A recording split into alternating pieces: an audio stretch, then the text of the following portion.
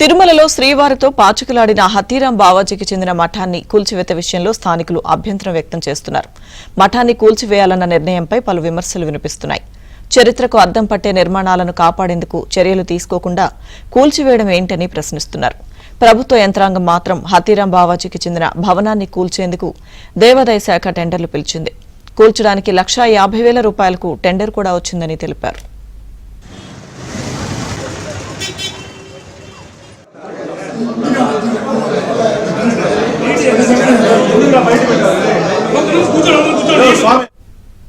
భవనాన్ని కూల్చివేసినప్పుడు పురాతన కాలంలో వినియోగించిన విలువైన కలపను తీసుకోవడానికి ₹97 లక్షల చెల్లించేందుకు టెండర్ వేశారు.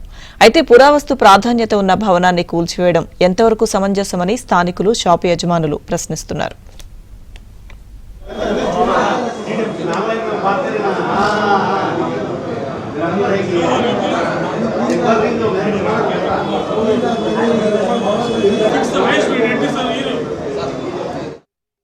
అంతేకాదు విలువైన కలపను అతి తక్కువ ధరకు కైవసం చేసుకున్నారనే వాదనలు కూడా వినిపిస్తున్నాయి.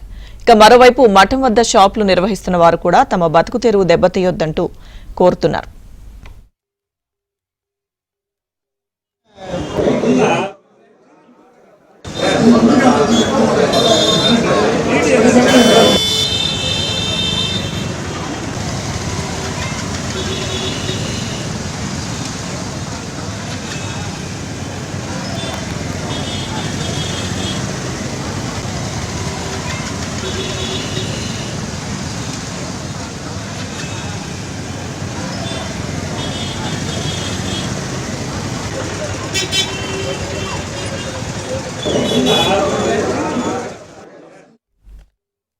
తరాలుగా మేము వ్యాపారం చేసి మా జీవనాధారం సాగిస్తున్నాము.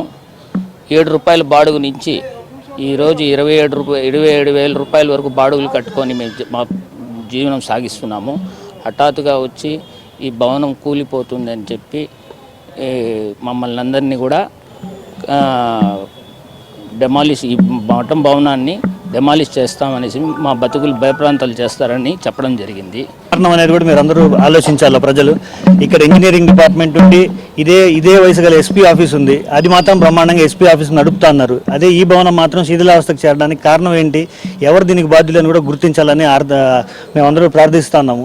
ఇదే వయసు గల ఎస్పీ ఆఫీస్ ఏమో బ్రహ్మాండంగా నడవడానికి ఇక్కడ మనకి ఇంజనీరింగ్ సెక్షన్ అన్ని సపరేట్గా ఉండి డిపార్ట్మెంట్ ఎండోమెంట్ డిపార్ట్మెంట్లో ఉండి శిథిలావస్థకు చేరడానికి కారణం ఏమని ఆలోచించాలి. షాపుల వాళ్ళు ఎవరైతే షాపులలో ఉన్నారో వాళ్ళ షాపుల మీద అంతా 2016లో ఒకసారి నోటీస్ అందరు రిపేర్లు చేసుకున్నారు. దాదాపు లక్షలు ఖర్చు పెట్టి ఒక్కో షాప్ వాళ్ళు రిపేర్ చేసుకున్నారు. ఈ రోజు మళ్ళీ నోటీస్ ఇస్తే మళ్ళీ మేము అదే వేడుకున్నాం. మళ్ళీ మీకు ఏం రిపేర్లు ఉన్నా కూడా మా ఖర్చులతో మేము కావాలంటే చేపిస్తాం.